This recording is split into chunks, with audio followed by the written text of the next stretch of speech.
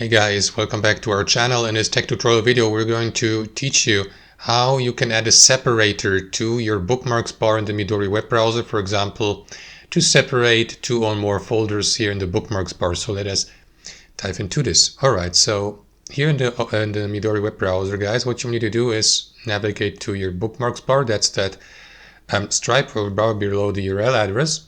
And as you can see, I added already an example folder. Let me add also another one by right-clicking into that field here, selecting add folder, and after that let me give a name, example folder.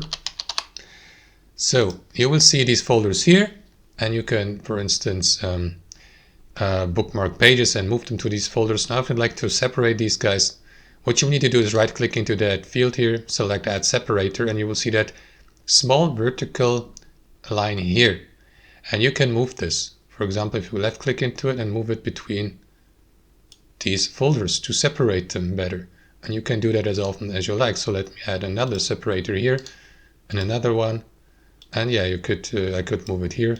That's how it works. Thanks for watching. I hope you enjoyed it, got some value from it, and we'll catch you later.